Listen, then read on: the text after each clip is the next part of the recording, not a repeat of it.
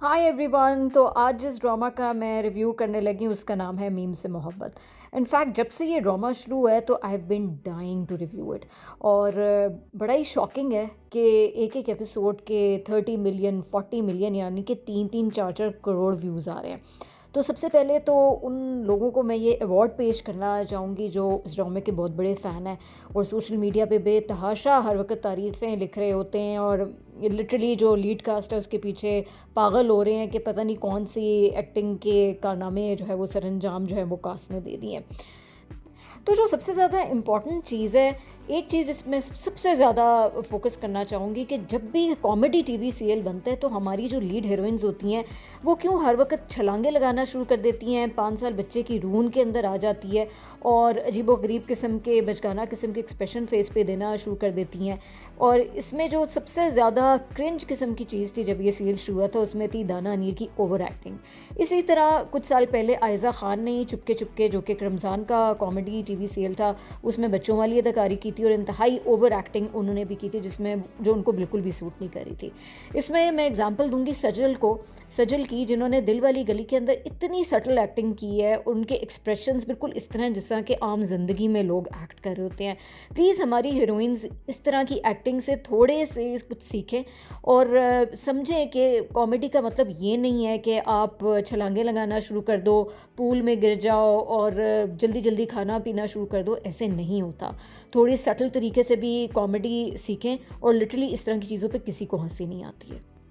जहाँ हम lead actress की बात कर रहे हैं तो कैसे हो सकता है कि जो हमारे लीड एक्टर था उनका हम जिक्र ना करें। इसमें थे Ahad Raza Mir. Ahad Raza Mir is one of the most popular actors of recent times और इनकी बहुत बड़ी फ़ैन बेस भी है। और समहाउ लेकिन अहद की बहुत ज़्यादा इस ड्रामा में फ्लैट एक्टिंग थी। पहले ऑल्दो अहद के जो टीवी सीरियल्स लगते रहे हैं उसमें इनकी बड़ी इंप्रेसिव एक्टिंग भी रही है।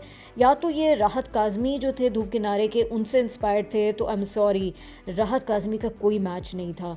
और ज़रूरी नहीं है कि आप एक सीरियस रोल कर रहे हो तो उसके अंदर आपकी कोई जान ना आए या आपकी स्पार्क ना आए पर्सनालिटी में। तो अहद का थ्रू आउट द सीरियल बहुत ही फ्लैट रहा। उनके सारे एक्सप्रेशंस और उनकी डायलॉग डिलीवरी भी मज़ेदार नहीं थी, इसलिए भी कुछ समहाउ वो उनका रोल इम्प्रेस नहीं कर पाया। फिर जहाँ तक स्क्रिप्ट का ताल्लुक है, स्क्रिप्ट लिटरली लग रहा था कि कोई 80s और 90s के टीवी सीरियल्स का स्क्रिप्ट हमारे जो है वो नज़र कर दिया हो। ये सीरियल्स जो है उस वक्त अच्छे लगते थे जब लोगों के पास सोशल मीडिया नहीं था, लोगों के साथ पास सिर्फ एक पीटीवी का चैनल होता था और उन्होंने 8 बजे का एक ड्रामा देखना होता था, वो भी हफ्ते में एक दिन। उस वक्त आप जिस भी किस्म का स्क्रिप्ट लिख देते थे लोग उसको देखते थे और कभी कभार पसंद भी कर देते। लेकिन now that we are living in 2025 and people have access to so much content, please come up with new scripts. और फ़रत इश्तिहाक तो लिटरली इतने ज़्यादा कन्वेंशनल और टिपिकल किस्म के स्क्रिप्ट्स लगती हैं कि सर पकड़ने को दिल करता है।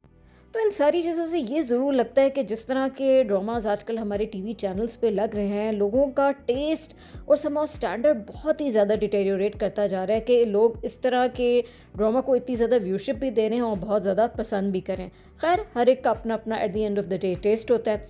जहाँ हमने इस ड्रामे की इतनी ज़्यादा बुराइयाँ कर दी हैं तो थोड़े से शायद अच्छे पार्ट्स को भी डिस्कस करना बनता है। एक तो इसका सबसे ज़्यादा जो चीज़ स्टैंड आउट की वो इस ड्रामा की शूटिंग थी। It was beautifully shot. शायद ही मेरे ख्याल से पाकिस्तान में इतना खूबसूरत तरीके से पहले कभी कोई ड्रामा शूट हुआ है। इतनी सॉफ्ट स्क्रीन थी, जिस तरह से घरों को कवर किया गया, जो बीच के सीन्स थे they were out of this world. इससे ज़्यादा खूबसूरत कैमरा वर्क पहले कभी भी हमने किसी चैनल पे नहीं देखा। फिर दाना नीर जो कि ड्रामा के फर्स्ट हाफ में बहुत ही ज़्यादा क्रिंज किस्म का रोल कर रही थी और बिल्कुल उनकी एक्टिंग बर्दाश्त नहीं हो रही थी। जब वो सीरियस अपने रोल के अंदर आई तो she really impressed everyone and I was literally shocked because मैंने दाना नीर के पहले कोई ऐसा ड्रामा नहीं देखा हुआ था। She has so much potential, इतना ज़्यादा उनके अंदर पोटेंशियल है जो कि उनके सीरियस रोल में नज़र आया और लिटरली उनकी आंखों से एक्सप्रेशन आ रहे थे। तो full marks to her for acting so brilliantly. In fact Ahad जो थे वो बहुत ज़्यादा उनकी एक्टिंग जो है वो मध्यम पड़ जाती थी दाना नीर के सामने, स्पेशली सीरियस सीन्स में। उसके अलावा जिसका मेजर क्रेडिट दाना नीर को जाता है, जो लीड हीरो हीरोइन थे, उनकी केमिस्ट्री बड़ी अच्छी थी और वो फिज़िकली एक दूसरे के साथ बड़े कंफर्टेबल लग रहे थे, तो वो चीज़ अच्छी लगी। एंड बाय द एंड जो आखिरी 1-2 एपिसोड्स थी उसमें इस चीज़ को देखने का समाव मज़ा आया। तो ये था मीम से मोहब्बत का रिव्यू। आई नो बहुत सारे लोग इस चीज़ से एग्री नहीं करेंगे, बिकॉज़ ये ड्रामा तो लोगों की बहुत ज़्यादा फेवरेट लिस्ट में टॉप पे है। बट अगेन हमारी अपनी ओपिनियन और आपकी अपनी। So stay tune to us for the next episodes and let's see कि हम अगली दफ़ा आपके लिए कौन सा रिव्यू लेके आते हैं। Bye bye.